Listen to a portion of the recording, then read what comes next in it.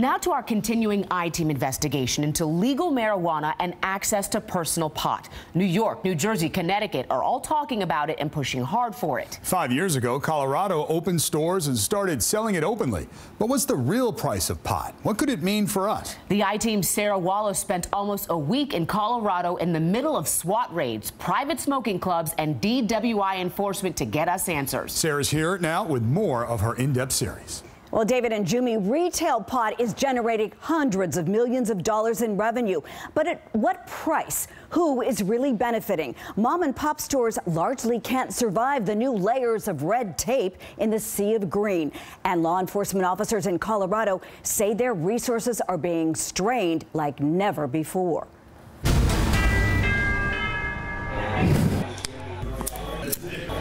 Smoky haze fills this members-only private club on the outskirts of Denver. Think of it kind of like a BYOB, only in this case, you're bringing your own bud. They puff up crushed flowers or suck up concentrate.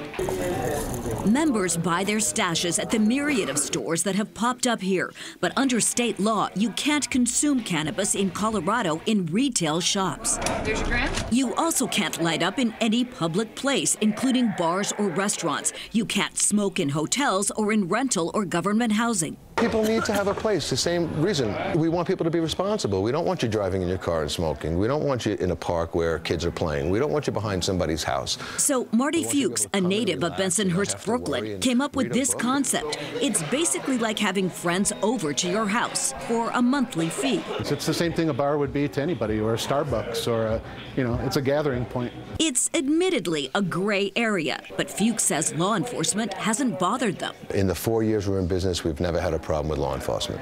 Perhaps because cops have a bigger issue, a booming underground black market, pot grown in homes in secret and smuggled to other states where it's still banned. Roar police, search warrant, open the door!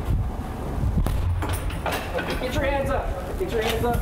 We went on a recent raid at an illegal grow house with Aurora cops. We deal with this everywhere. Any corner of the state that you go to, you're going to deal with black market marijuana.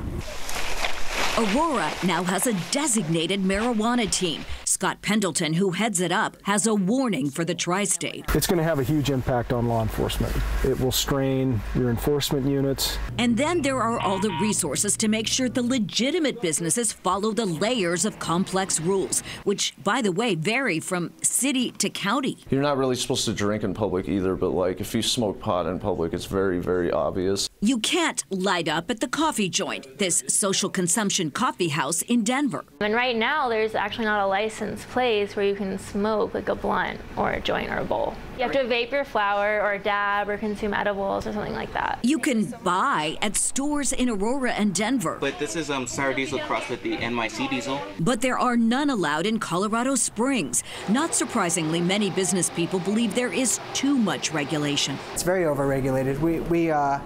We have too many hands in the pot, right? Everybody wants a piece of the pie. This is Med Farm, the only marijuana research and development facility in the country. You see little crystals, that's THC. They grow and wholesale their pot. The requirements sometimes seem endless. Every door in our facility needs this on both sides. We have to get Department of Public Health, we have to get the fire department for their permits, we have to get the city because they want their license approved. Even on top of that, you look at permits, licenses, $3,000 to $4,000 or $5,000 a piece. The bottom line, it's largely big businesses now that have survived to navigate the system. People look at Colorado and think they can still join the green rush. I think the time of, mom and pop shops is getting very difficult. But for retail employees like Jeremiah Elliott, it's meant a gold mine of opportunity. The 24-year-old moved here from Flatbush, Brooklyn a few years ago and found a great job in security. This industry is so new that there's a lot more opportunities for people who are younger and don't have a ton of experience.